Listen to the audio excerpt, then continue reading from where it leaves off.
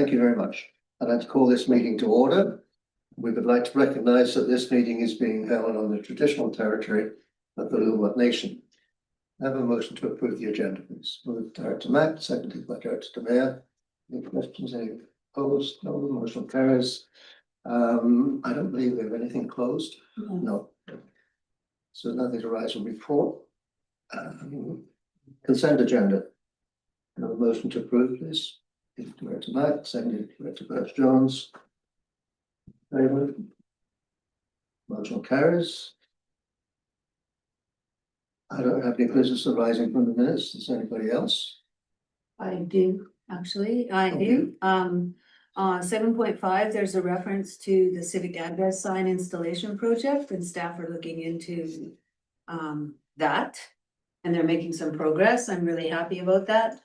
But I know something that isn't allowed underneath Community Works Fund is the cost of postage, because I just wanted Area B residents that would receive a sign to, I've just learned this, that can't be covered under. Should we deal with that on a 7.5, or is that coming? Where are you getting that from the minutes? I'm looking at it from the minutes from our last EAD meeting. Oh, okay. It's just there's a reference in there that we'll go ahead with the civic address in B, which is fantastic.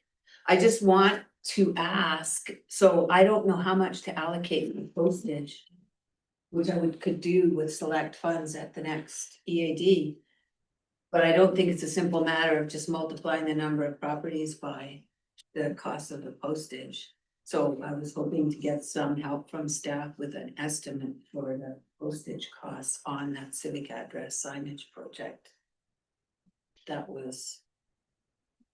So can I get clarification? Yep. It's not to edit the minutes. There's no issue with the No. minutes. No, Okay, it's business arising. okay, gotcha. You're speaking to staff on this right now, so could we continue that conversation on email? And Sure. staff can provide that? Yep, that'd be great.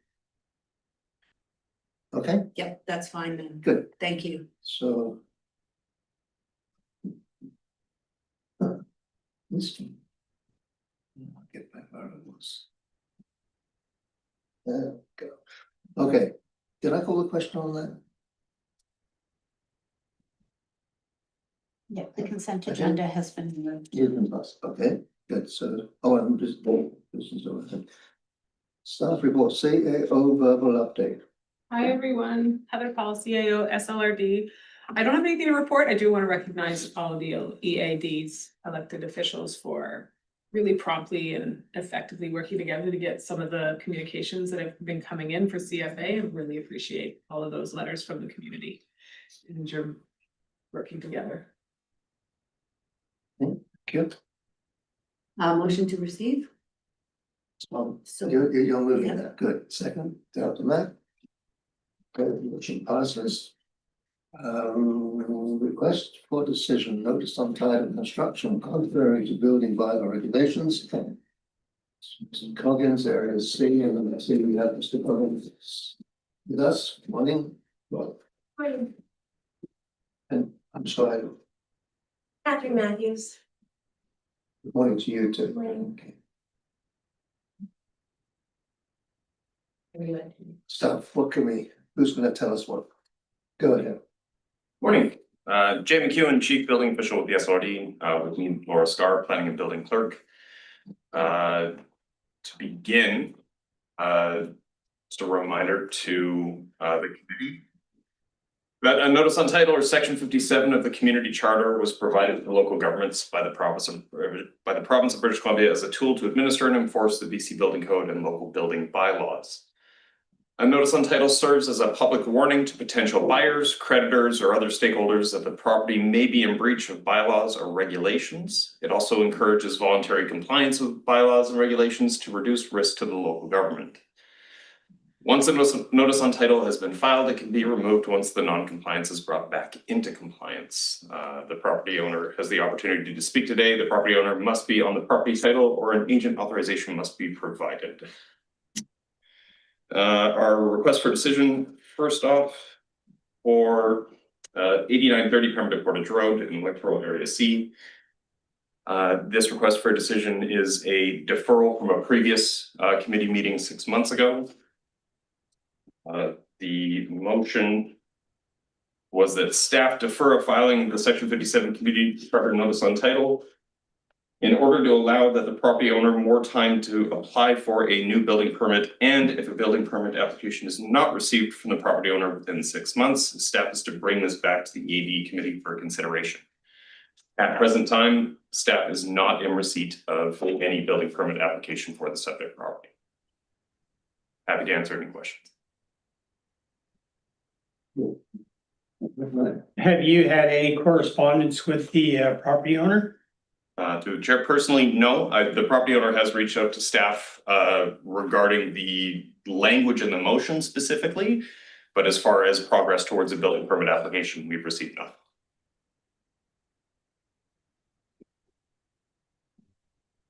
Thanks. Any other questions? Mr. Collins, would you like to? Oh, yeah. Would I ever? Let's start from the 21st. On October 7th, I emailed the building department to ask for requirements to complete a building permit for the cottage and received a response from them, contrary to what you just stated. On October 10th, I received a letter from Angela Belgium, which was just stated in terms of what the motion was. I went back and reviewed the tape from that meeting. That was not what the motion was. The motion was give the proponent 6 months to work at this out with SLR staff and see if we can arrive at a resolution. There's no mention of a building permit taken out. And if you want to review the tape, please do, because I did 3 times to make sure I got it right. I just heard 2 things here that just really make me angry. On the 15th, I did receive a list from Harwood Dollywall. There were 6 items on it. 4 of them referred to the as-built. 2 of them, one was, and I'll read it to you. Washroom insulation, include insulation levels for the washrooms to meet 2024 BC building code and requirements.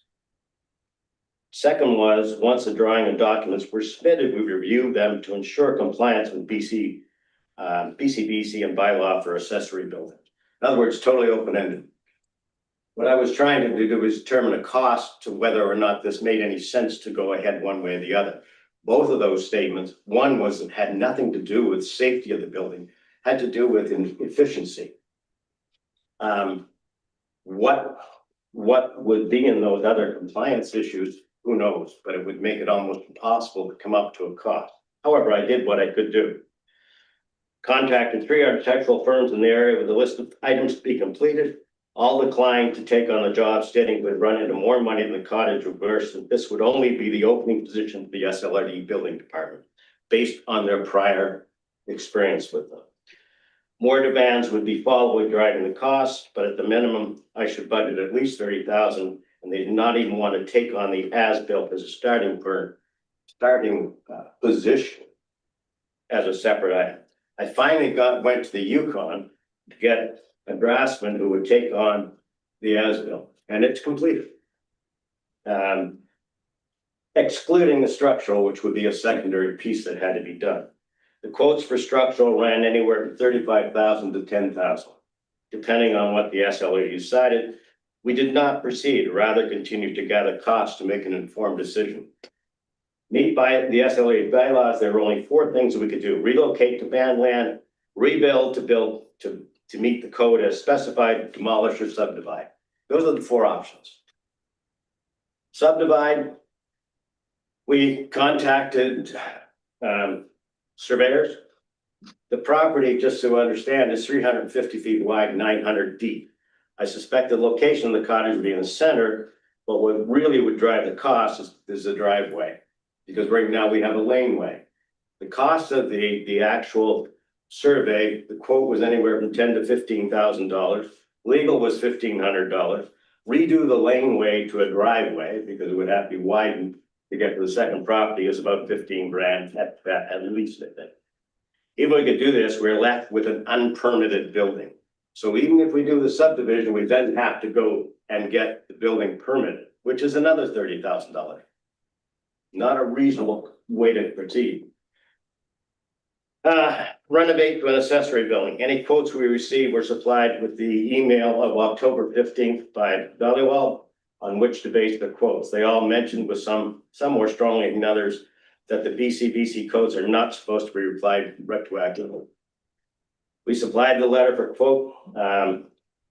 I received a number of quotes to bring the list of items required in Mr. Dollywell's email. They range from 20 to 30,000 to complete. The most expensive being the bathroom installation to code, which will require the removal of all the siding on the outside, throughout all of the studs and the roof, the rafters and the base, and re-insulate to an R20, which has no real safety issues with the building itself. It just makes it more efficient. We looked at setting it up as unheated storage. Then the heating would have to be disconnected except for the electric heat. There's a propane heating stove installed professionally with permit. Then the bathroom would have to be dismantled. Still, it would come out to about 20,000. Structural engineering would have to be done. So to bring into compliance with accessory building is probably in the $30,000 to $40,000 range. They all said it would cost more, but it would depend on what the SRE decided, the building decided in the preview. Relocation, best quote was 27,000. I actually did talk to Quatuquat, who were interested in taking it onto their land, but by the time we moved it down there, $27,000 to move it was just a little bit out of line. That left demolition. Two quotes. One was $30,000 from the city. And what they do is they base everything on 15,000 square foot or 1,500 square foot house. They come up, they blow it apart, put it in a truck and haul it away. And it's done. I got a secondary quote from a local individual who would charge me between 8,000 and 10,000, and they would remove the material, recycle it as they could where feasible. The most cost effective solution to this is demolition. If I have to proceed with anything, that's how we go. We find the least cost solution to be a bitter pill to swallow based on the current situation in BC, but is only the only financially viable solution for us. And so again, I asked the committee, separate the building permits on the move-in and grant final, and put a non-conforming on the cottage. We'll proceed. I have no problem with non-conforming on the cottage. It is not conforming based on what the rules are. And that's where we stand. So if we have to proceed and we don't get a non-conforming, then we demolish the building. That's the only financially viable solution. The problem is that you've tied the accessory building permit to my move on modular home permit. You won't close my house until we deal with the cottage. And my house is done. You guys did an occupancy inspection and I have a certificate from the SLRD that said my house was good. The only thing holding up final on it was this cottage. Ms. Mack? Way back in the beginning, when you first brought in your home. Yep. We went through this whole thing, like that cottage or whatever you want to call it. That was always the problem. Yep. But you kind of put us in a really bad position at the time by ordering your home. Well, you guys. No, don't just let want me, to- hold, excuse me, let me talk. So it put us in a rather awkward position. You'd already ordered the home and you said it's arriving within 2 weeks. I need to do this, this and this. And we went along with that at the time. But we still had that issue with that cottage.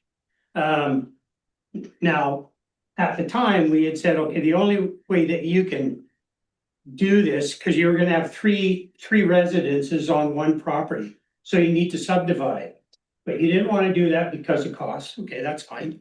But now we're still in that same position, right? So I don't know what to say. I really don't. Well, Can I speak? the chair. Excuse me, I've got Director Needham on. Yeah. Would you like to say something about this? Yes, through the chair, I don't really have anything to say. The chief building official has noted that there has been no communication with him on this, and there's really been no activity since this last the last report that was 6 months ago. So yeah, I don't really have anything more to add. We just go to, do you have anything else you'd like to add? Not specifically to add through the chair, except for the fact that the direction and the motion were clear and were sent back to the property owners as to what was required of them to bring the property into compliance, and we haven't received that. They also received in their communications specific direction to be in touch with us. They received some more information from staff regarding the requirements of what was to be done, again, to solve the issue prior, given this 6-month period of clemency. And we, as mentioned, we have yet to receive any of. So Mr. Cogan, please. Did you not just tell me at the start of this, there's been no communication with the building department? Through the chair, I said to me, which is what the direction was. And I did write to you and your Okay. response came to you as well. He said, she said here, and we're not going to get anywhere with it, I don't think. But I also would like to speak to what Russell said earlier. The reason the house and that went the way it went is I contacted your planning department and I asked what I could do. They said, yes, you can pull a second dwelling, because on our bylaws for that zoning area, you're allowed to have 2 houses and a cottage. But then somewhere along the way, rather than changing that on your chart in your bylaws, you added it down 20, 50 points later within that zoning in written, not ascertained, so you don't notice it. So when you read that, so then I write your planning department and say, can I put a second dwelling on? They say, yeah, your property is zoned for that. So why would I assume that the cottage is a dwelling? Language is important. Just as we just established in this last meeting, the language used to tell us what our next steps were not to open a building permit, but a letter came after the meeting saying that that's what we needed to do, but that was not what was discussed. So again, we're missing that language is important, and the way the communication went with the SLRD, I put thousands of dollars into documentation for building permit, only then to be told no. And by then it was too late. You had already said I was zoned for it, but then later said, well, no, the cottage is a dwelling and you can't have it. Thank you. As I just said, I don't think we're going to be able to resolve this around the table this morning. There clearly seems to be some issues here that need to be sorted out. The proposal from staff right now is that we place a notice on title on the property. That doesn't prevent you, doesn't stop you from doing anything to bring buildings under compliance or to meet whatever rules that we have that we feel that you haven't met. You know, if there's a question of whether you think you've been treated fairly, I would suggest that you arrange for. Let me just ask CEO, would you prefer them to write to you or arrange a meeting with you? We can note the comments here and look into the emails and correspondence that were made. I do have confirmation that it wasn't with the chief building inspector. However, emails coming into the organization, we don't work in silos, so we can look into that for sure. Okay. Okay, so I hope you could hear what CEO Paul was saying, is that she will look into the correspondence that has happened, and we'll determine a course of action from that point. I don't think that changes the suggestion from our building staff this morning, and that's what we will have to consider now. It's in my personal home though, that you're not just putting a non-conforming on property, you're throwing it on my home. Okay, all of that, and see how that fits in with what our procedures and rules are.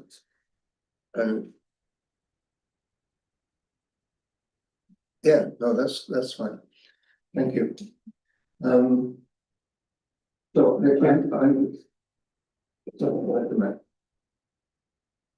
So I think what the chair has said is, we put the section 57 on that. That means nothing to you. You're not selling your home tomorrow, and you're not selling your home. So in the meantime, you can get all this stuff sorted out. And then as soon as that's sorted out, you take section 57 off. How much money does that cost? Pardon me? How much money does that cost to have it removed? If you put it on, what does it cost me? My, okay, It's The a issue- final comment, okay, because we have to move on. I appreciate that, and I do appreciate your time in this. It's gone way beyond anything I ever thought it was going to be. I'm quite prepared to have a section 57, a non-conforming on the cottage. But it doesn't make sense that her move-on building would have that included. Because when it would go to somebody, and I have no issue with people going and looking at the records, if we do sell and say, hey, there's a non-conforming cottage, that's fine. But it would make no sense to have the move-on building and the cottage as non-conforming, because that would not be true. And Okay, that's what it amounts to, then fine, let's move on, okay. because it's just not reasonable. This conversation, as far as I'm concerned, doesn't differ too much from the one we had 6 months ago. Clearly something has broken down between then and now. And staff promised that they will look at the communications, the back and forth that happened and determine where the breakdown was. If we are at fault, we'll do something about that. In the meantime, I want the committee to consider the recommendation of staff and I'll ask for a motion. Yeah, I'll move that. Yeah, which one, what are you moving? Option one, Option one? I'll second it. Move to second. We've got two that's, I believe, so you do the first one, the second? do them together, yes. Together, okay. So, And I hear what the motion is, sir. yep. That a notice on title be registered against lot 6, district lot 1545, Lillooet District Plan, KAP 48955, pursuant to the Community Charter, section 57, as the permit was not obtained nor the inspection satisfactorily completed, and that further information regarding this notice on title may be inspected at the offices of the Squamish-Lillooet Regional District, located at 1350 Astor Street, Pemberton, BC, between the hours of 8 AM and 4:30 PM, Monday through Friday, except statutory holidays. Okay, that's the. And motion what on is the being floor. mentioned in Excuse me, let me just, Director Mack moved and Director Mayor seconded. Committee, are there any more questions or comments? What is option one? That you just So- moved and seconded? I'll call the question. All in favour? Opposed? Motion carries. Thank you. There's a correspondence we received. Okay, thank you very much. You want that? Okay. 7.2. Thank you for taking the time to come and speak to us. I appreciate that. We'll move on to 7.3, request for decision notice on title, construction contract of building bylaw regulations, Wilson Area C. Right, request for decision for the property at 1720 Reed Road in electoral area C. Key issues involved that a stop work order was placed on June 20th, 2023 for alteration of the existing single-family dwelling, specifically construction of a new deck without building permits. The property owners were contacted in June of 2023, again in January of 2025. And a third time in April of 2025 as well, with notice that the request for decision would be presented to the committee. As the structure exists, no permit was completed. Staff requests that a notice on title be placed at this time. Happy to answer any questions. Question for clarity, was this brought to the attention of the building department because of complaint from a neighbor, or you're just curious how it got to you that they built a deck without a permit? Through the chair, I don't specifically remember. That's a really excellent question, but it is visible from the road, so I may have seen it from the road while driving by.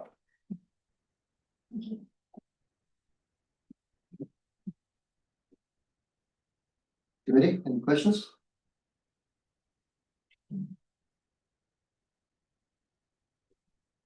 Like to proceed. I will move that, we, approve the staff recommendation. Do that. I'll second it. Second it. Okay.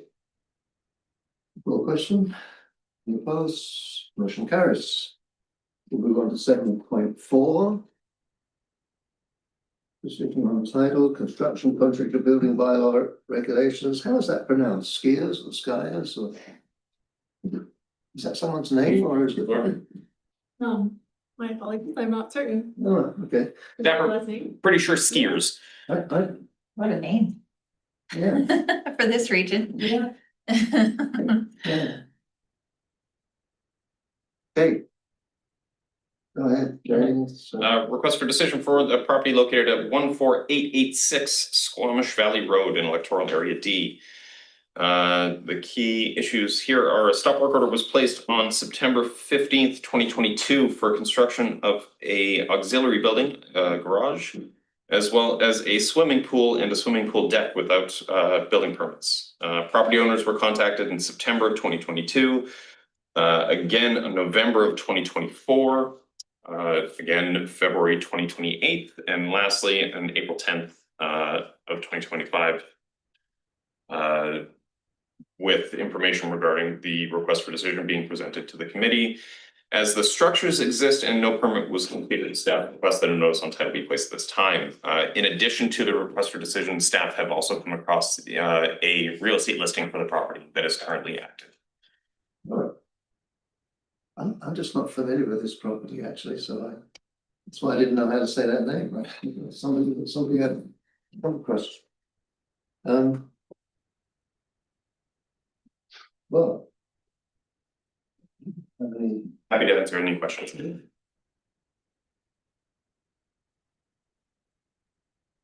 so we've heard nothing from them. Through the chair, no, we haven't received any communication back from the property owners. To the best of our knowledge, they do not live at the property. It is tenanted. Actually, you know what? I'm gonna let Laura Scar continue with the information regarding contacting the property owners because I believe they were out of or not living in the country at some point. Currently,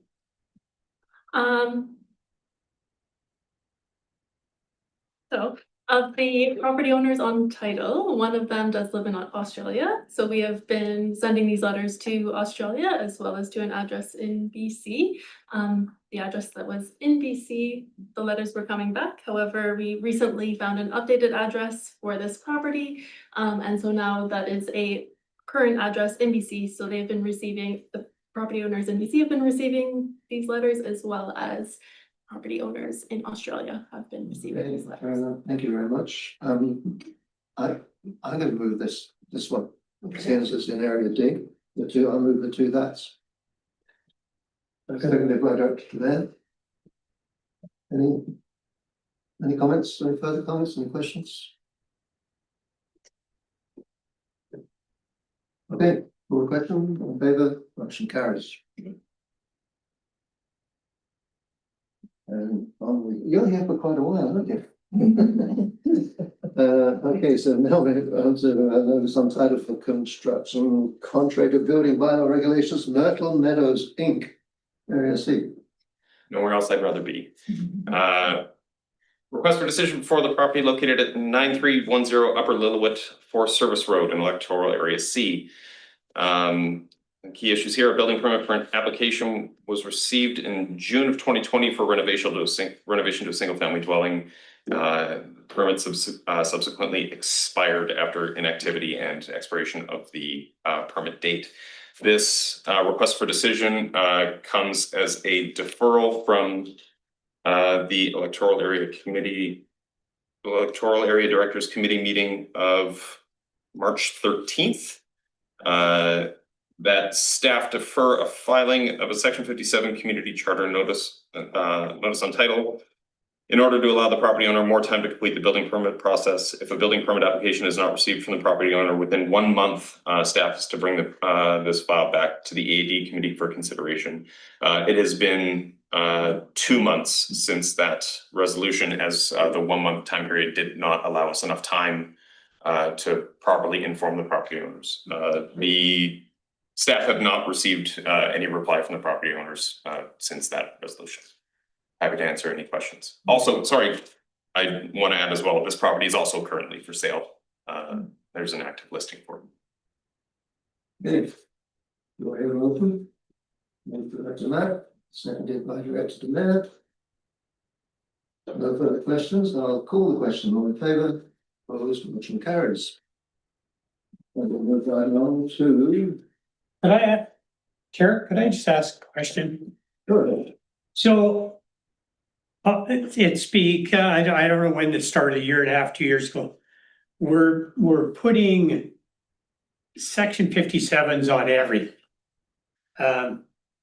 How is that actually helping us to get people to abide by our bylaws? Like, because I guess in my mind, the way I look at it, if you put a section 57 on my place, I could care less. I'm not going anywhere. So it means nothing. But all the time and effort that we're putting into this, is there not a better way to use that time to actually get people to do stuff? So I guess in our mind, if we put a section 57 on, then we've covered our behinds. But we really haven't accomplished anything. Because even if a person has a section 57 and somebody wants to buy the property, they can come in and buy the property and maybe bulldoze the structure that we have the section 57 on and build a new structure according to the bylaws. So there's a lot of time and effort going into this, and where's it getting us? Yeah. Through the chair, may I respond? Please do. Director Matt, you can see in our request for decision, the bulk of our effort is communications with homeowners, trying to compel them to finish the building permit process or to apply for building permits in the first place. So being a regional district and through the what we're given in the community charter, section 57 notice on title is our one tool that allows us to flag these properties for non-conformance to our bylaws. In other certain municipal situations, we may have further powers, or there also is the option to pursue people in legal matters, but is there an appetite for that funding wise, or for staff to spend more time utilizing or meeting with our lawyers to chase people out in court to get them to comply with our bylaws? So this being our most effective tool that has been given to us by the province is that flag and that marker. But ultimately, you're 100% right. Bulldozing that, theoretically, that home in contravention does bring the land into compliance. So that is one option. There are many options and many creative options that homeowners can go through to bring properties into compliance with where a notice has been placed too. So, but we are willing to work with any homeowner that wants to work with us. Yeah, thank you. So you just said, kind of just Well, let's just do.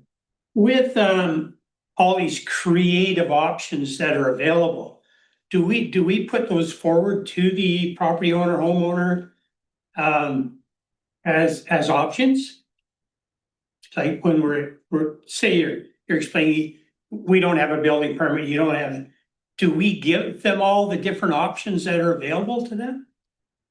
Through the chair, the BC Building Code allows for these creative options. So homeowners, through hiring professionals to assist them through the building permit processes, all these tools are at their hands.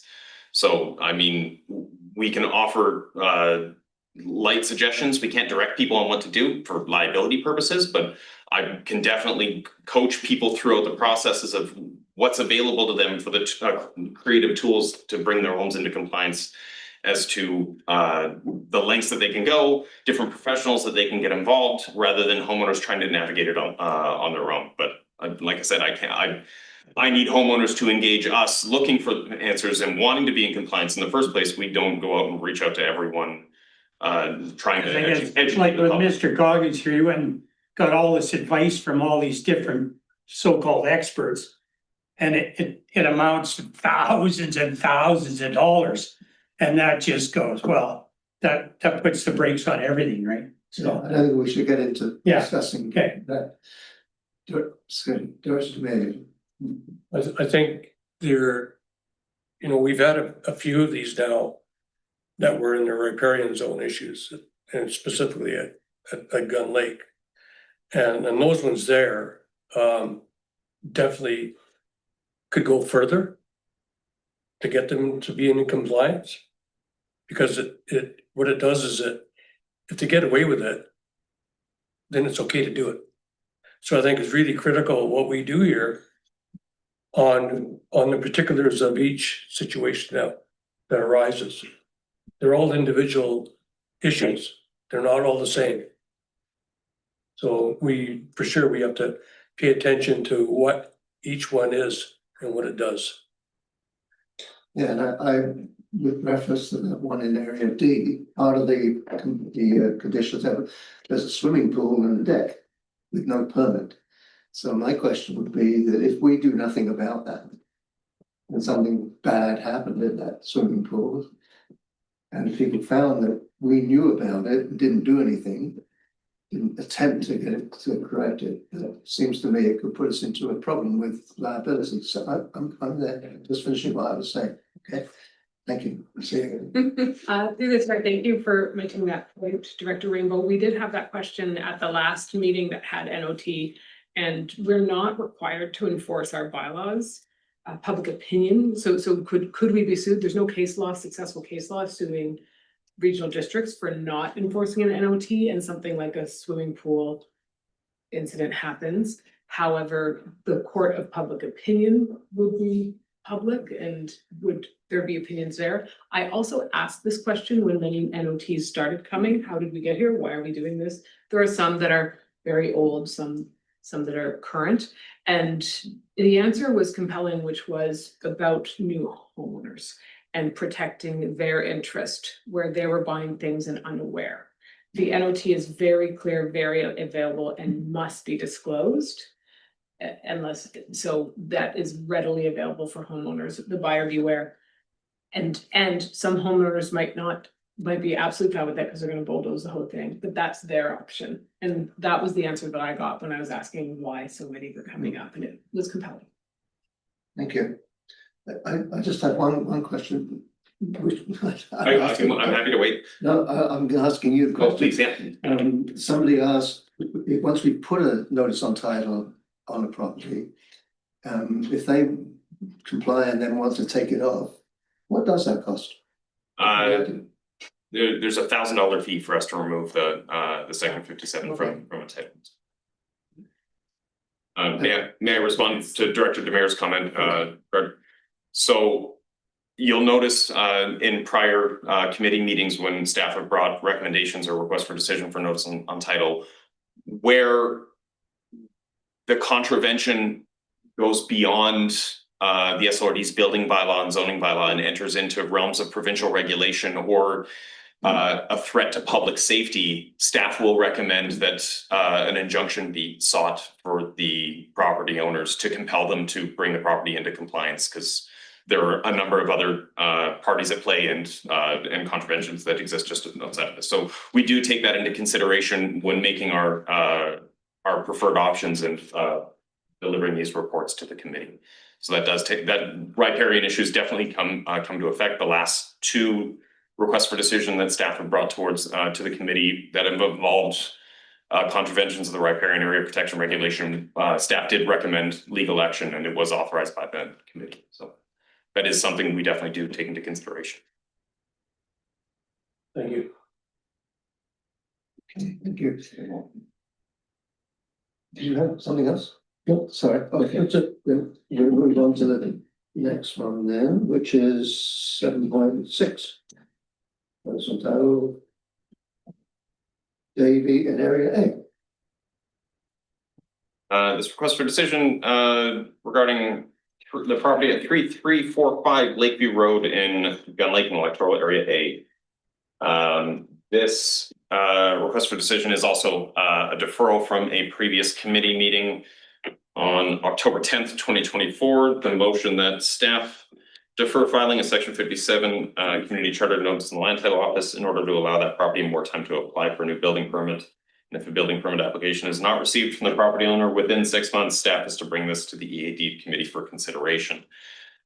Staff have been in touch with the property owner since that motion.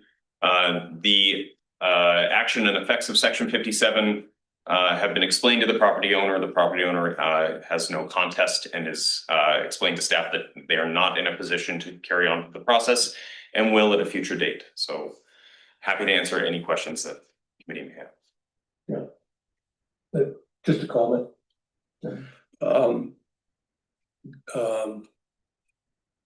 This is a couple of properties over from where I live, and there has been no action on it for a number of years now. So I'll move the recommendation. But I also want to make a comment after we vote on it. Seconded by Second. Jones. Any question, any comment, questions of staff? No, I do a question on fire. Well, not carries. Okay, on a positive note, we did have one of these where we deferred it 6 months. And it was also on Lakeview Road. And I believe his permit is finished now. Through the chair, you're correct. We deferred him for 1 year and he did carry on with the process, got an active building permit and completed the process. Yeah. That specific homeowner was an experienced builder and a professional within the Sea to Sky area and did not have difficulty finishing the process as he had most of his documentation already prepared.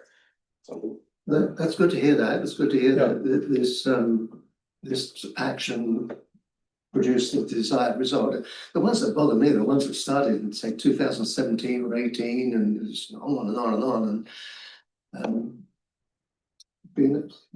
We don't hear at this table about all the ones that are going well. no, we don't. We just did and that's good. Thank you. All right, I think you're dismissed. Thank you. Great. Thank you very much. We move on to 7.7 select funds report. Do we have somebody joining us for that? Once and Director of La France. Do you want it? Who was the first one you said? Colin Hodgins. Morning, Colin. Good morning, everyone. Okay, so.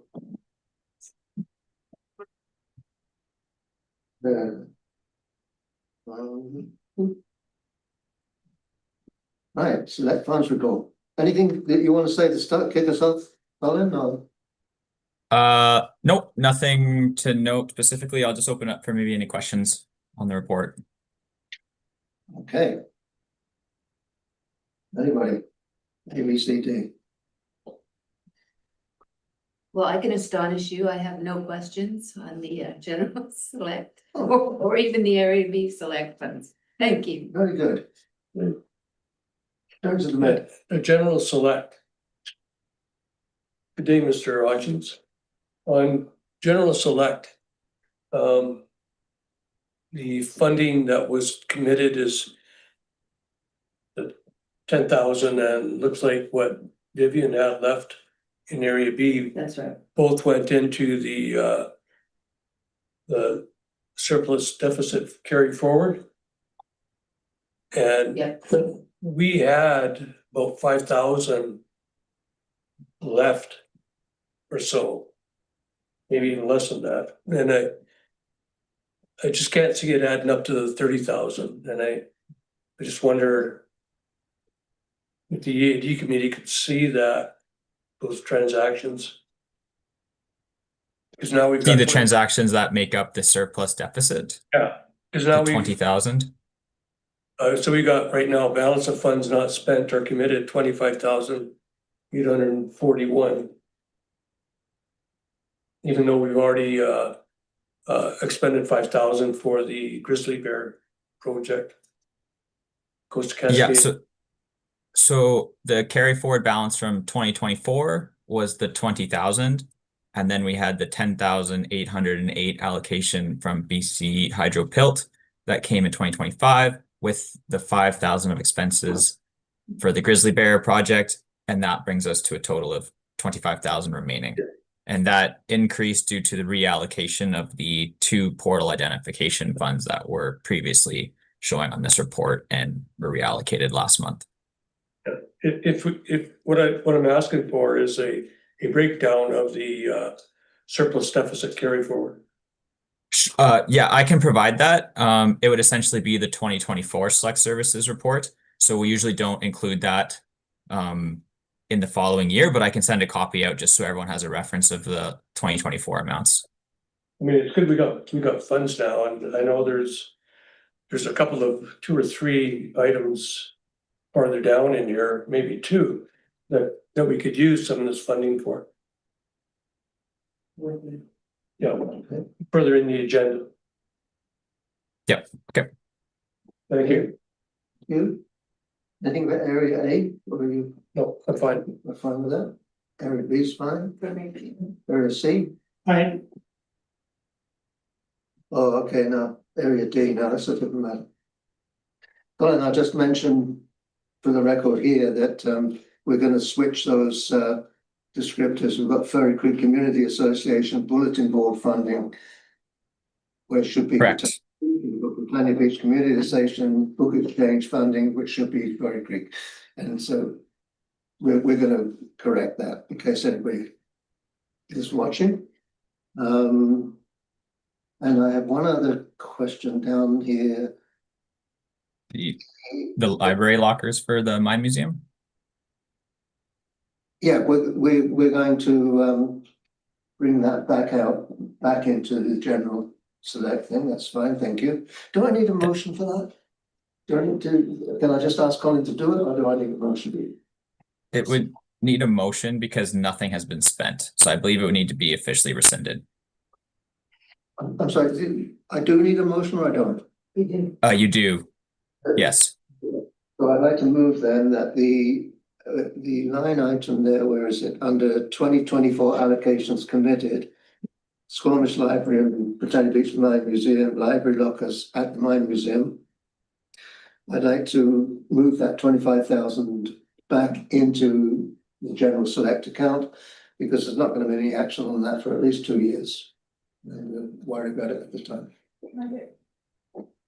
You want it to general select and not area? No, not area, Okay. in area D. Okay. General select's good. Don't let you do that. Right, just so it's available to me in select. Indeed. I'll second it. Seconded by Director Mack. Bristol in favour, opposed, motion carries. Okay, and then I had another one just down under 2023 allocations committed. April 23, Furry Creek Split Viewing Platform Interpretive Signs. We're actually moving forward with that now. And what I would like to do with that, and I'm not quite sure how to do it, I want to pay that to a project manager who is going to run that project for us. So I'm not quite sure what I need, and I have a motion to do that. Going to the same. Can I pay it? Is it already allocated? It's already allocated. It was allocated, but the resolution required that invoices be sent to the finance department for payment, and we haven't received any invoices. So perhaps if that project manager invoiced the SLRD for that amount, then we could pay it that way. Okay, that's excellent, thank you. And the question that I have with that then was, would we need to see on that invoice GST, PST, that kind of, or can she just submit an invoice for $5,000? An initial, it's an advance really, so that we can hire a photographer, people like that. Can she just send us an invoice for 5,000 with no frills attached, or does it have to have GST and PST on it? That would likely be up to how the project manager has set up their business. If they're registered for GST, they would eventually need to pay that GST. Right. But if they're just requesting a deposit invoice for the start of the project, then we wouldn't necessarily need to see taxes on that. But they would be responsible for paying the necessary taxes on any revenue they've collected. Okay, I was more concerned about what our requirements were. All right, thank you very much. So I don't Oh, I don't need a resolution, we can just proceed that way. So a motion to receive the select funds report I then? think unless we have any more questions, or Right, so moved. move Director Birch-Jones, second Director Mack. In favour, opposed, motion carries. Colin, thank you very much for your assistance. No problem, anytime. I'm here for one more as well, so Yeah. it should be a quick one. Right, the next one, 7.8. Canada Community Building Fund, Community Works Fund, funding rescinding resolution. Yeah, this is a good one for me as well. I'll let you talk to it, explain what's happening here, Colin. Sure, so we did allocate some funding back in 2020 out of EAD Community Works funds to the Ashley Creek Foundation for the construction of a picnic shelter at Upper Squamish Valley Park. We've since found out that they did not require the funds for this amount. They've completed the project with donations and like their own staff time. So we would like to rescind that resolution and reallocate these funds back to EAD Community Works funds. Which I will move. And I will second. Question? No, it's great. Yeah, Good job. call a question, all in favour, opposed, motion carries. That was a quick one. You hear from the next Great. one as well? I believe someone else had submitted that, so, but I can stay on for questions if needed. Great, well, thank you very much. We'll move on to 7.9, request for decision funding Wedgwood's Community Playground. Hey, everybody, Great. I'm Bree Thorlington, Parks and Trails Coordinator. And Lamora's here to help me. I'm thirsty. See you at Or for you guys, yeah. So this was brought as an information report previously to, I think, 2 meetings ago. And the recommendation is for the funds to come from the Area C Recreation Facilities and Amenities Fund for the Wedgwoods Community Playground. Originally, you guys wanted to wait to see what was happening with the new development that's going to be on the west side of the highway. And we decided we thought that it was recommended to have the developer top up this fund and the funds to come out of this recreation facilities fund now, so that the playground didn't have to wait another year until that development was done. So that's the recommendation being brought forward to you guys. And I will move that recommendation. All right, Second, thanks, Anthony. Anybody have any questions or comments? I don't think so. No, let's get it built. Great, thank you. Excellent. Let's let them get it built. Yeah. What's that? Let's let them get it built. Yeah. We'll be happy. Let's just ask what kind of playground it is. Meaning that, you know, at Britannia, for example, we've got the brightly coloured aluminum type one. Have I got a picture of it? You do. Turn to page 54 and there's a nice picture and there's didn't see that. there's quite a few pictures. Okay. There we go, good. Hopefully That answers- recycled That answers plastic. my question. Thank you very much. Thank you. It's a lot. Did we moved it, we yes. I won't make a motion to use this one for. Okay, 8.1. Informing you that I spent $91.04 to top up the $500 grant that we made. And if anybody wants to see a picture of it, I'll show you later. We don't have to move this or anything, do we? We just. You have to move receipt, I believe. That receipt. Yeah. Yeah. So a motion to move. Get moved in receipt. second. Right. Yeah, big bug. Especially in favor of. Carries. Vote on. Yeah. We're back getting too big. I have a question. Now we've done that. Does that mean I've got to check? It will come on your pay. Well, that's my question. That's. This directs finance to do that. My experience, Yeah, just, excuse me, just, I'll tell you why I asked the question. How will I know that's been paid? Because it doesn't show on our, what do you call it? he's Pay done. advices, it does not show itemized things. So I would like to suggest that there be some way of Maybe there needs to be a separate email or I'm not sure, but I think what we can do is see what kind of clarification is needed when, for my expenses, they do show up on my pay stub, so I would ask the EADs if it's not, that we could look at the process. So, I don't think you need a motion, but I can look into that. the reason I ask is I discovered in April that an expense I claimed in November was denied. I didn't know that until I found out in April. And I think I should have known back in November. So what I'm asking, and it doesn't show what there's just a line that says how much you receive, but doesn't necessarily match up with the thing you sent in. So I think we need some clarification there. So we can take that. Why don't you take that offline though? I will. Yeah. Okay, 9.1. Request the funding District of Lillooet Rec Centre Rental Wildfire Spring Preparedness Meeting. Yes. Director Birchtown, do you have anything to say about this? Oh, I'm just extremely pleased with what's going on and thanks to the staff for helping me get this request in a way that we could fund it. So I'd like to move that we fund $728.30 from electoral area B select funds towards rental costs for the wildfire spring preparedness meeting hosted by the BC Wildfire Service coming up on May 28th and 29th at the mezzanine of the Lillooet Rec Centre. I'll second that. Yeah, that's very precise, 7/28/30. It is, that is then the invoice is attached and I know. this is sort of a spin-off from the roundtables we've been holding and this is all good stuff. Jolly good. Yeah. All question, all in favour? Opposed, motion carries. 9.2, request for funding Ponderosa Community Fire Smart Wildfire Mitigation. Yeah, I'll move this. Yeah, And from Area C select funds? didn't say that. No, that's, so included in your motion, be from areas you select. CAO.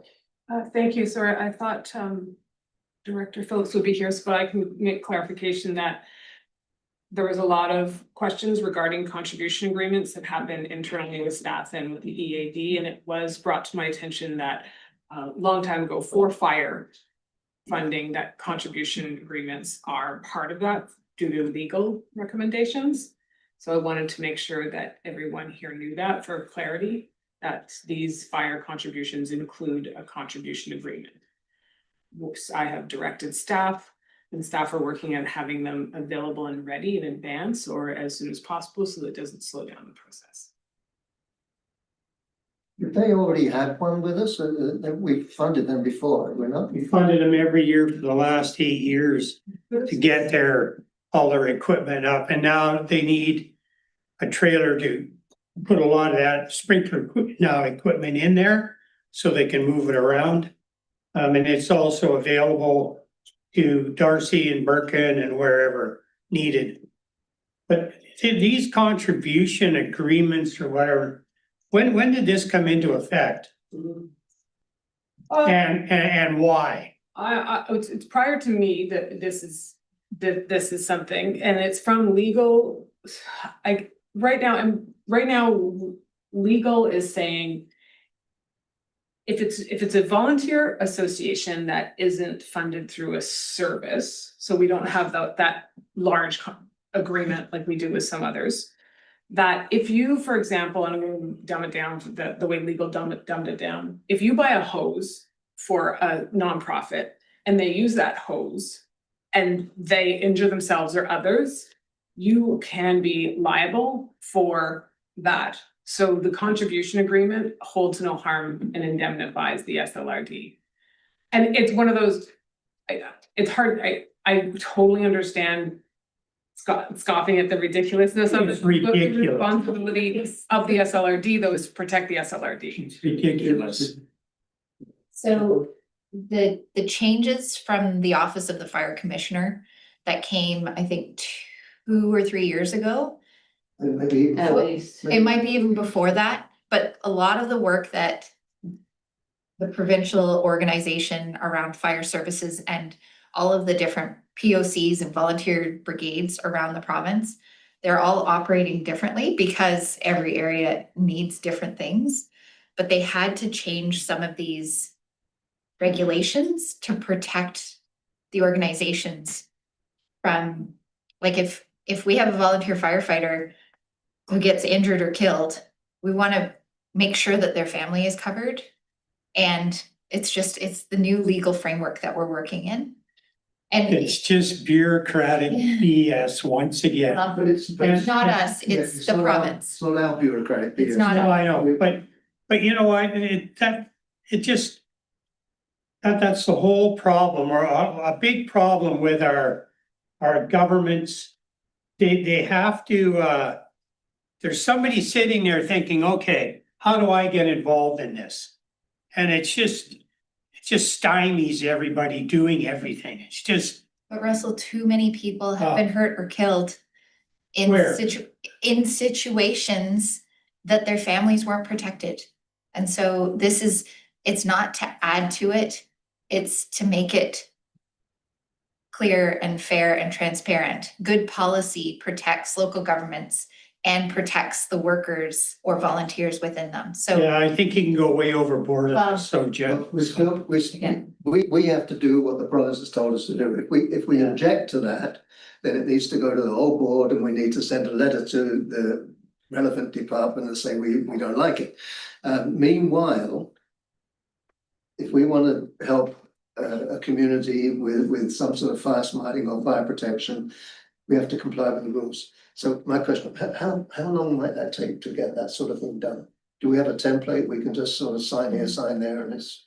And depending on thank you through chair, depending on the complexity of it, we are working on it being template is it, and everything is just quickly added and sent through. And it depends on what's being asked. This is a simple ask and the staff are aware. Can I make a suggestion that might be helpful or might not? Yeah, go ahead. There is a lot of conversation about this from lawyers at different conferences and in local government. And similar to the conflict of interest cow that we're having a lawyer come in, would it be beneficial for our lawyers to come in and speak to the group about this clause? how much does that cost? Yeah. I want to use. I would think if we're going to do that, it should be through the board Yeah, rather than to yeah, this committee. That's would be my recommendation. Thank you, though. But I would like that. Can I say something else? You may say something now, yes. Okay, I understood that we were gonna have a template because this has been happening in area B now for a couple of years. And, you know, the first one that just happened to be for the Alicum, which is coming up next,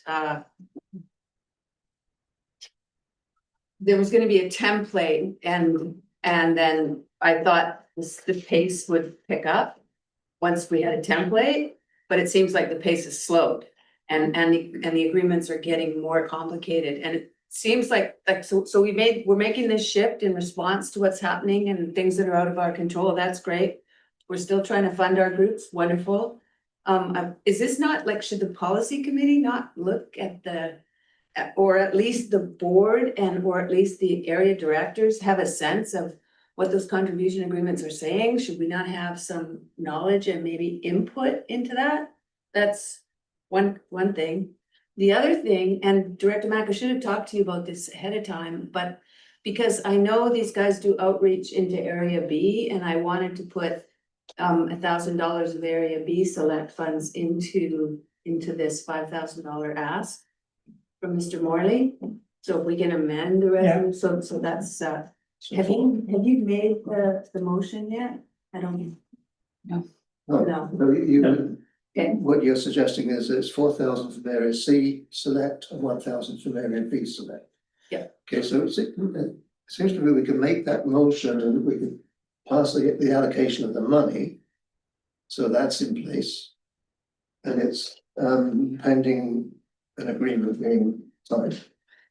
And I can answer that. So as I said, we've been working with staff on having agreements ready. This agreement is ready, right? And so we're working towards that. Sometimes it's a really complex, it's like a fire truck and then it needs a bit more. that this is ready, so I can confirm that. And then the contribution agreements question, I would see that as operations, and the input from the lawyers are probably the most important thing. And it's an operations thing. Definitely like to hear from the neighbors then, I would. When these funding requests come in, could there not be a statement right in it, put in by staff and approved by the area director, to have on it that there has to be a contribution agreement signed Included in the in report? in the report? It could be part of, it could be that and then another that. So the second that is that, We don't, so that the public sees it. Angela, what, sorry, The public doesn't see it, no. the contribution agreement. They should be able to see that it needs a contribution agreement. And why? I think the point is, I think just go, if we approve the money, then people watching, well, there'll be, naturally, there's in the practice of sending out a motion saying that this resolution was passed and you're going to receive the money. If there were a second that, then it would perhaps remove any question about why haven't I got it yet, or when am I going to get it? It just gives them a prompt that there has to be an agreement. If we're gonna do it, let's be open about what we're doing. Yeah. In other words, And transparent. that in the follow-up to these decisions, our staff have been sending notices to the recipients to say, this was passed at this meeting. You know, just so that. Yeah, but they also say, they give an expectation that within the next check run about 30 days, they also include that in their messaging. So people have a sense of the time frame. And I can't remember, is it also stated that subject to signing of the contribution No. agreement? I don't think it does say that. No. yeah, Okay, so what we're suggesting here is just a slight change in communication that we have in the agenda. It clearly, with these fire ones, we know there's got to be a contribution agreement. So it should say in some, one is needed or one needs to be amended if there's one that already exists. So for example, this particular group are going to have an agreement. The next time they ask for money, will that agreement cover it? No, there's no reason why we can't do that up front and be open about it. I don't think there is anything, but thank you to clarify Yeah. Dr. Birch Jones' question. She is right with, we try within 2 days to email the requester prior to anything. So let them know that it was Which I successful. love. And we do include that, that's a new process, and we do also include if there's any stipulations within that, and we are trying to get better at making sure they're not missed in the motion. Under the correspondence for action, we don't outline the motion because we don't want to make assumptions on how it's going to be done. So we don't outline the motion. However, we can look at underneath the summary of what it is.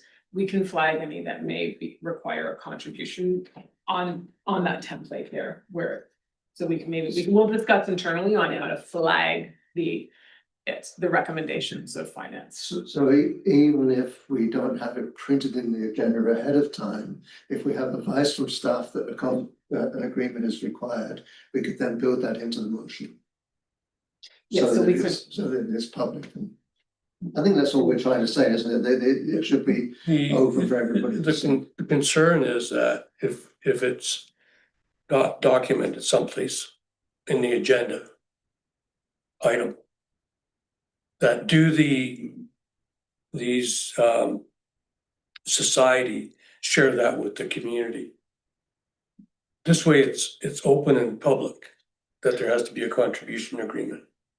So that they understand, that the general public understands that there's issues with that and why the issues are there.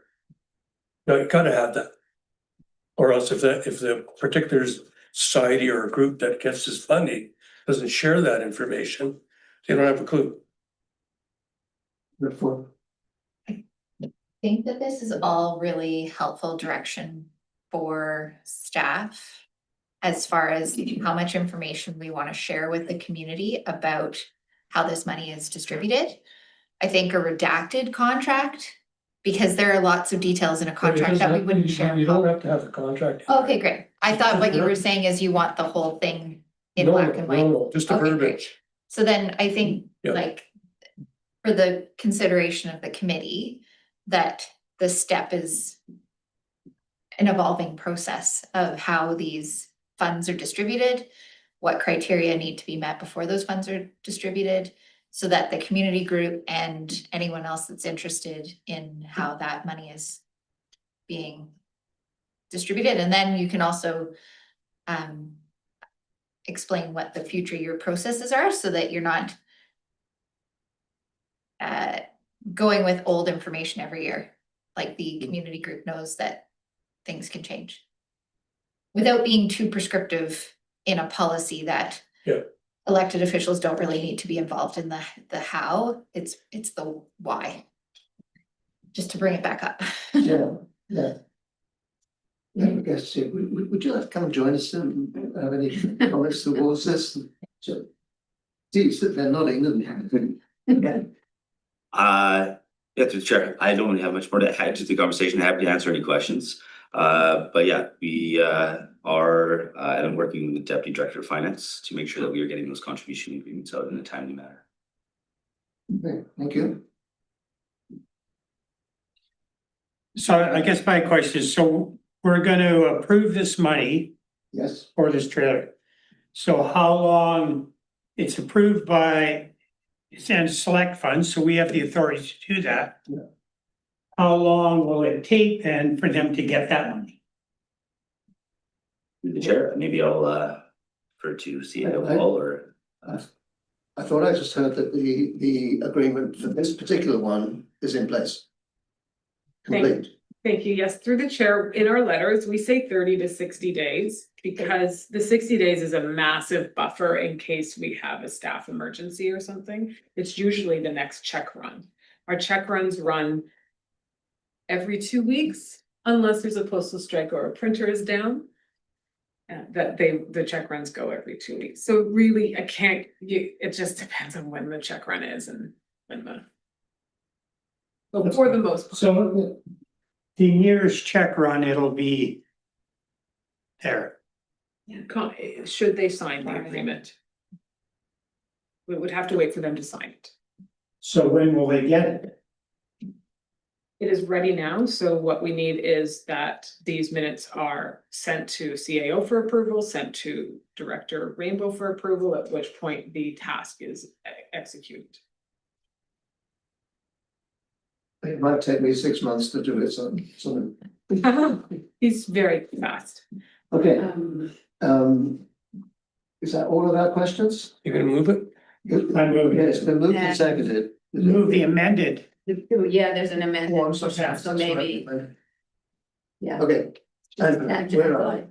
For clarity, there was an amendment, there wasn't an amendment. Okay. Because there wasn't a motion on the floor originally. So we can the change it? The original one, and would you like me to say it so that it's very clear? Good. That subject to entering into a financial contribution agreement with the SLRD, funding of $5,000 be granted to Ponderosa community towards the cost of an enclosed metal trailer to transport sprinkler defense lines, which support continued wildfire mitigation activities in the Ponderosa community as follows: $4,000 from electoral area C select funds and $1,000 from electoral area B select funds.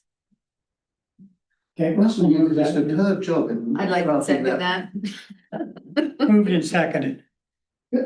Who's running this meeting here? No, that's very good. I'll call a question. Favor, oppose, motion carried. Okay. Angela, thank you. That was very succinct and everything we needed. Where are we now? 9.3. Yellowcombe Valley Community Association Emergency Preparedness Training Grant. Go ahead.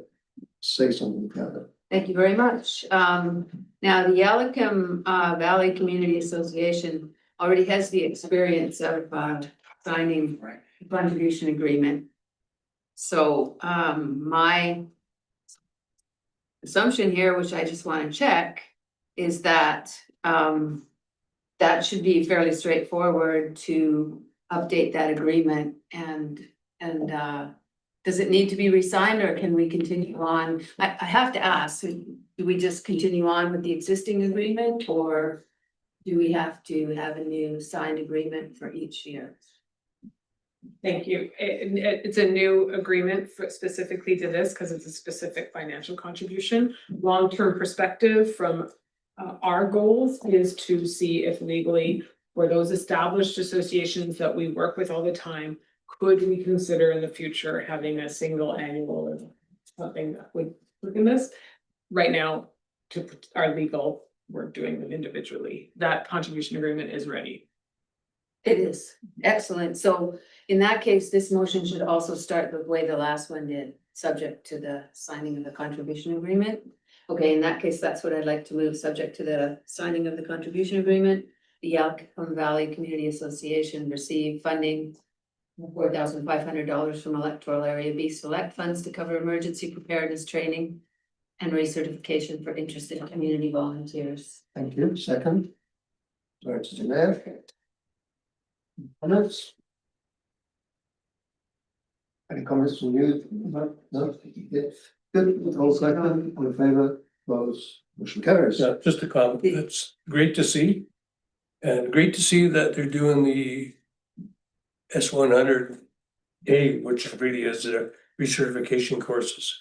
These guys are really on it, and there'll be another request for some help funding coming up later in the month. And I'm glad to see the amount of energy that's going towards fire prevention and mitigation in the Yalcum Valley. It's super high risk. Good, thank you. Request for funding, Lillooet District Rescue Society, 2025 Swift Water Rescue Technician Recertification and Safety Training. I Anybody? can't see any, okay, so this Rescue Society is an organization that has an agreement with the SLRD and receives annual funding. So I wouldn't anticipate that any contribution agreement would be required here. So I will just move Lillooet and just I don't have any. answer, or no, you don't think so? I'm not aware of annual agreements, however, we annually fund them, and I Okay. have had no recommendation from staff that requires a contribution agreement. Very good to hear. I'd like to chip in 1,000 from Area A. Wow, thank you. So I'd like to amend that motion before we make Okay, it. then I'll move Lillooet and District Rescue Society. Area A select funds. Okay, got it. That we fund Lillooet and District Rescue Society, $2,500. Sorry, $1,500 from Electoral Area B Select. and Select. $1,000 from Area A Select. For them to participate in the 2025 Swiftwater Rescue Technician Recertification and Safety Training course to be held from May 16th to May 18th, 2025. Second. Director Mayor. Comments? Questions? All the question, all in favour? Opposed, motion carries. Thank you. 9.5, request for funding Lillooet Nation 2025 rodeo sponsorship. I'd like to sponsor $3,000 from Area C Select Funds. Is General Select an option here? I have no idea. What? It's an option. Hey, It's an option. Is that something you want to suggest? I am suggesting it. I'm just watching to see if Russell. so knows. then that way it would be all of us chipping in. What if I'm opposed to rodeos? Pardon me? What if I'm opposed to rodeos? You'll be outvoted. Then vote no. I do have an objection to rodeos, but No, then vote no. But anyways, however it works out. If Director Rainbow doesn't like rodeos, well, that's his prerogative, but Yeah, I think general, I think we're gonna need to support our First Nations in the SLRD. And also recognizing that Area C just put in a sort of a disproportionate contribution to General Select by moving that portal fund into General Select that. So that seems fair to me, to take that money for this, so but that most of us support. Well, I would, It's a big event in Mount Grey. I understand that and I support that aspect of it. And I would just suggest that I would like to be assured that there's adequate care of the animals that are involved in it. I really express it like that. There always is, Tony. I mean, there's, Well, you know, you could say the same thing about horse racing or whatever, I whatever. understand. I went to a rodeo when I first came to Canada and I never ever wanted to go to another one, having seen what I saw. But, I understand things have changed considerably in the last 50 years. So And this thing's been going on for about 50 years, so. that's always reluctantly supported. Did we move it and second it? I'm not lost track now. This is actually backwards and forwards. No, General so we would have to, we don't have to do anything. No. Just say that the funds are gonna come from general select. Yes. 3,000. Okay, and are you willing to contribute to that? I will reluctantly support this. Okay, so then we'll change it to $4,000 because it'll be 1,000 from each area, That's nice. correct? That's very nice. Okay, Geez, I didn't see that one coming, did I? thank you very much reluctantly. We're good at spending general selects. So, Okay. okay, so Yeah. it's moved by Director Mack, seconded by Director to Mayor, $4,000 from General Select. Towards the Squamish-Lillooet Nation. Yeah, all that stuff, there, it's there. And I will call the question on that, all in favour, opposed, motion carries. God, I got sandbagged. Right. Request for funding Stratton Grad Committee Graduation Ceremony 2025. I'd like to make a motion to, fund $1,500 from Area B Select. Yep. Toward- I'd like to see it come from general. Like to see this go from general, that's good with me, but it doesn't follow this, okay. That's really nice. Then we should make it 2,000 along the same thinking that it's easily divisible. All right, so let me start over. A motion to support the Statlium Grad Committee to provide a graduation event planned for June 28th for the Statlium grads and their families, including a dinner and gifts of $2,000 from General Select funds. I'll second that. Seconded, yeah, comments? No, I think this is really good, thanks. Yeah, my comment would be that I like the idea that it's shown that it's the whole region supporting it rather than just one person or one. So for the question, all in favour, well, motion carries. 9.7, request for funding Rotary Club of Pemberton and Pemberton District Chamber of Commerce, Pemberton Golf Tournament sponsorship. Yeah, and I'd like to move the silver version, $1,500 from Area C Select Funds. I'll second that. Okay, and also, there's 4 golfers for tickets or passes, whatever. And I'd like them to go to staff and then somebody will pick a name out of a hat and those staff members can go and participate. Play golf. Yeah, So is that part of the motion or is that going to be a? no. The CEO will look after that or We've got the Angela or whoever. motion for funding. Yeah, and so I'm moving that we do $1,500 from Area C Select Funds. Okay, seconded by Director Mayor. One question on that, one favour, opposed, motion carries. Now, do you want to make a recommendation then that? No. It's not needed? They've got it, It's okay. yeah, they know what they're. Okay, we know what to do, good. 9.8, request for funding, BC Mine Rescue Competition. I don't know if you remember last year, I'll move this, I'll move it. $5,000 from Area D select funds. I'll second that. I don't know if you remember last year, we had a similar, the competition was housed at Britannia, was extremely successful from the local point of view and also from the point of view of the Ministry of Mines and the whole mine rescue group. Because I've managed to get it again for this. I think this will be, I think it's just these 2 years and then it will go somewhere else in the province, but we've clearly established that Britannia is a good venue for it and it will be back. Yeah, excellent location. Yeah, and the Yeah, it is. it is, it's slightly different this year. They're not doing the water rescue part this year. That's not Britannia's decision there. They just, you know, the province sorts that out.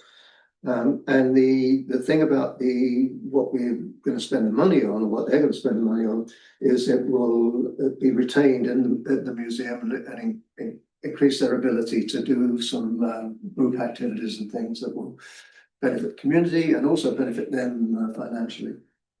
Just to remind you, they are a non-profit society. They get no government to support any other than grants from the SRD. Okay, so moved and seconded, so we'll call the question. In favour, opposed, motion carries. And then 9.9. Request for funding Britannia Mine Museum 50th Anniversary Gala. That's not how long that mine was operating. That's how long the mine museum has been operating. And if you haven't been there, you should go. If you've got any little ones that are sort of, let's say 6 and above, they need to go. If you've not seen the Boom exhibit, you need to see that. And the work that they have done to improve the experience there is incredible. And they're in the process right now of acquiring a new open pit truck. Now, in a way, it's got nothing to do with the Britannia Museum, but it is a mining museum. There's one on the highway, you know, you see it as you go past, but this one's going to be kind of in behind some buildings, but it's going to be equipped as a simulator, just like an aircraft simulator, you know. So you sit in there, so you're the driver, and then you're driving the truck. So there you go. That's quite an expensive project that they're funding. Their board is funding it mostly, and it's well, I'll leave it at that. So what I want to do is assist them with their gala event to be held on September the 18th, 2025. There will be some invitations coming, I'm sure. So I'll move that. I'll second. Okay, any questions or comments? Sounds good. All in favour, opposed, motion carries. 9.10, request for funding Integrated Indigenous Medicine Collective Stedman Nation Walk and Run event. Oh. Dana.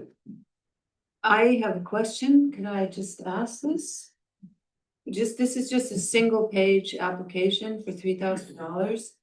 I can't tell from the application if this is coming from Lillooet Nation or where it's coming from, and from the name and everything, Integrated Indigenous Medicine Collective. I'd like to know more about this group. I can't tell from this application. Thank you. This is a registered nonprofit and has provided their nonprofit number. It's the executive director is a Lillooet Nation member. This event is being supported by Lillooet Nation and is meant to run on June 21st in their way of celebrating National Indigenous Peoples Day.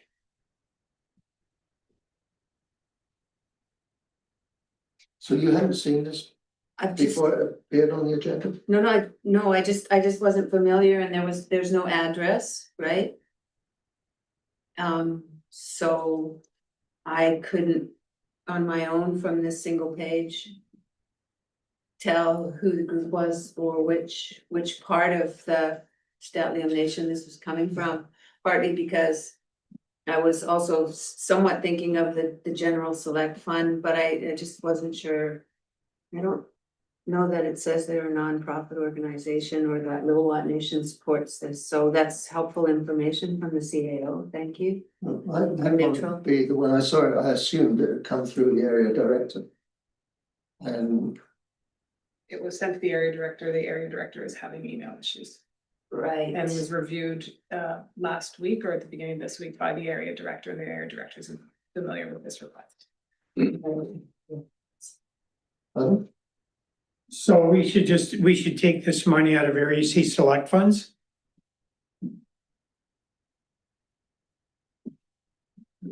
Because it is related to Lillooet, correct? Yes. Yeah. It's happening in the Lillooet territory. Yeah. Okay. But is it going to? Okay. All the other groups are gonna be involved in this too? All nations.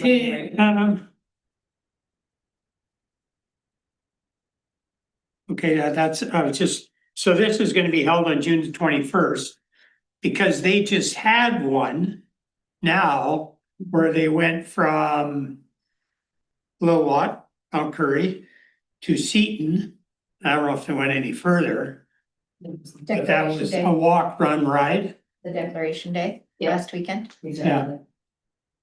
Okay, so anyways, we can take this funding from Erie C Select Funds. That works for me. okay, so you're moving that. I'll move that. Seconded by Director Demare. Again, I'm gonna comment, I'm sorry, I think that we've had a discussion here that should have happened before this ever got here. I think the area director should have been supporting this from the start, or not supporting it from the start. And the idea that somebody just sends a request in and it appears on the agenda. No. May I clarify? Director Mack had a meeting about this and made a decision in advance. It was, when we weren't able to reach them by email, there was an in-person meeting. Okay, How these requests go through, we try to surface them to the area directors. However, I do believe that every nonprofit has a right to direct this to the group and not to be stopped by one person. so that's a change. And I don't think we can call us making the change. Get clarification on it. We want to make the change, we can talk about that. One thing I'll throw right now, so I'm having email problems, we haven't got this thing set up with my regional district email account yet. So in the meantime, to get a hold of me, either phone me or text me. And then I get your messages. And hopefully we'll get this sorted out this week. We just got an email from Natalie that your email. Pardon me? We have an email from Natalie directing all the board to contact you through that email. Yeah. We'll get it sorted. Yeah, wait, And just asking for clarification. Okay, so we have wait till Vivian comes back. Okay. Thank you. Through the chair, I just have a point of clarity. The request from the group was up to $3,000 to help support.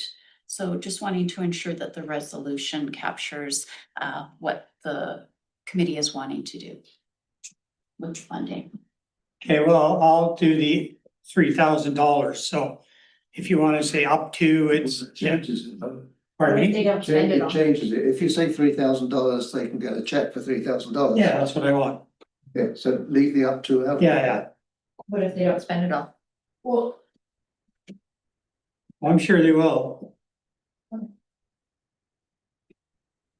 If they're asking up to 3,000. Yeah. Okay.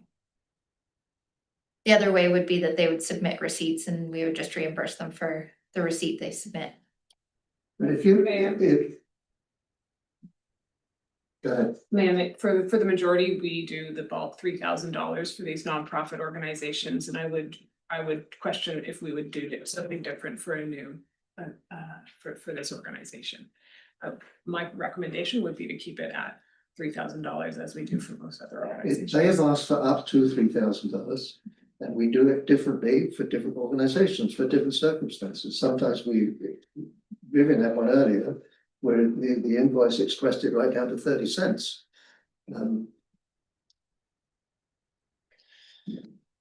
So what do you want to do with the?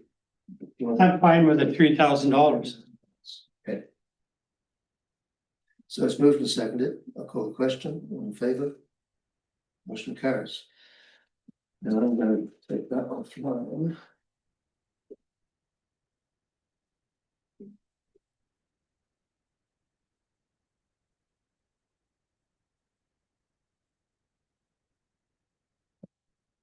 Right. Where are we at? 9.11. Request to find Ashlew Creek Foundation traffic signage. Just a reminder, Ashlew Creek Foundation is the community association for the Upper Squamish Valley. So we want $537.60 towards the purchase of road signs for the Squamish Valley Road. I'll move that. Second. Questions, comments? That's good. Staff okay with that? Maria Select. Select. Thank you. Yeah, thanks. And I believe in that Jeff has put the address where the chair has to go to. Yep. Question, all in favour? Opposed, motion carries. Any additional late business? We have two more. Additional late business? Oh, sorry, you're right. So the new additions go under late business. Okay.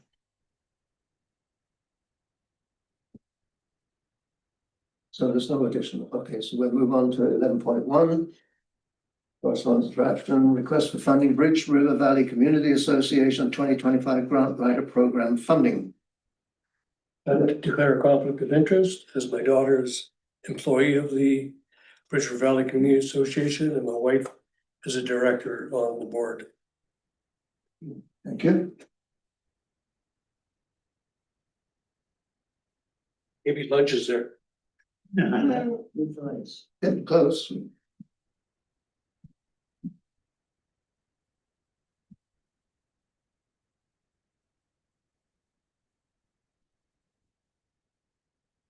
I'm happy to, No, just waiting until Okay. Sal's.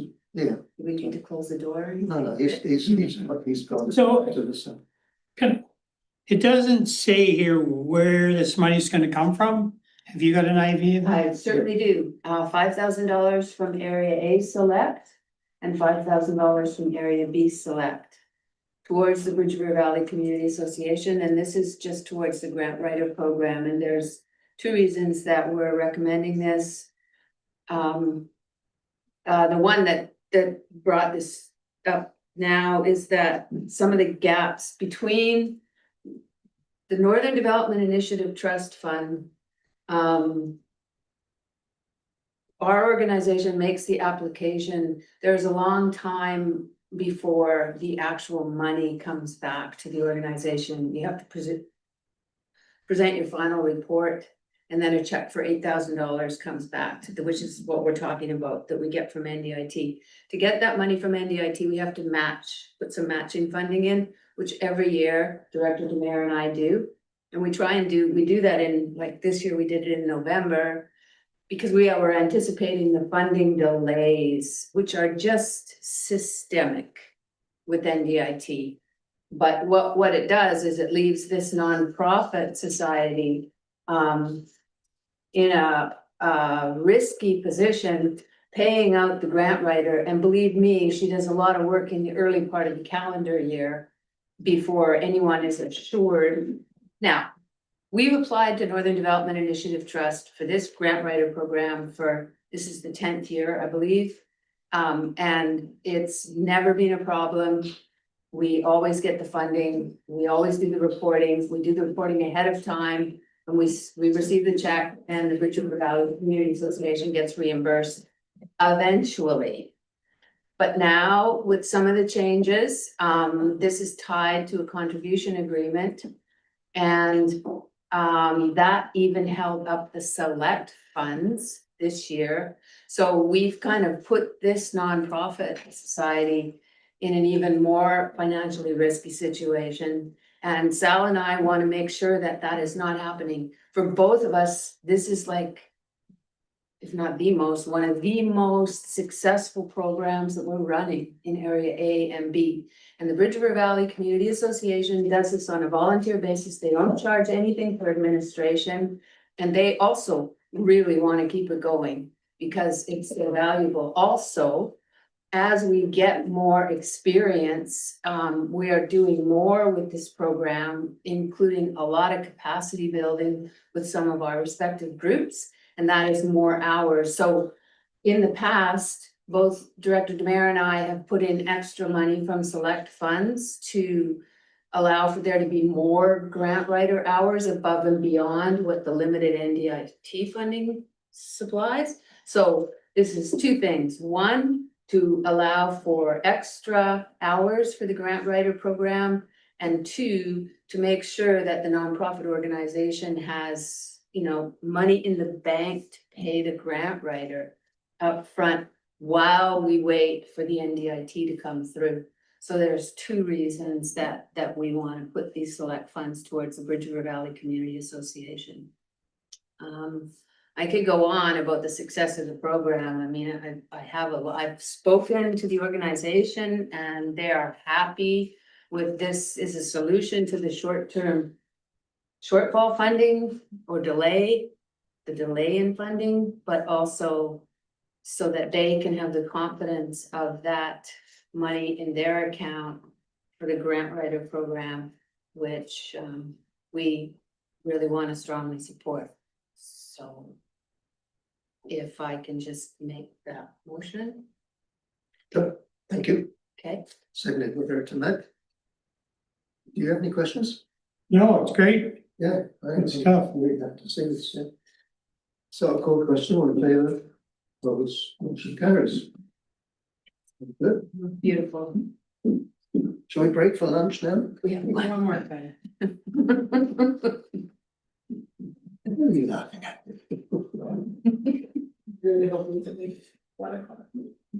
We're moving. We got it. Sorry, I could have made my speech a little short. I could have made that a lot longer. No, you couldn't. Yes, I could. No, I had the gavel. I was just reaching for it.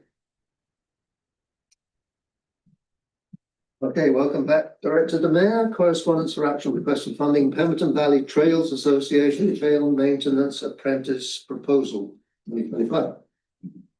I'd like to move this and I'd like the money to come out of Area C Recreational Amenity Fund account. So that'll be a recommendation to the board. Yes. I'll second that. Okay. I'll call question. All in favor, opposed, motion carries. Just a comment that A comment. that trail association is doing some really good work. Developing people and this apprenticeship program, it's really good to see where they're going and what they're doing.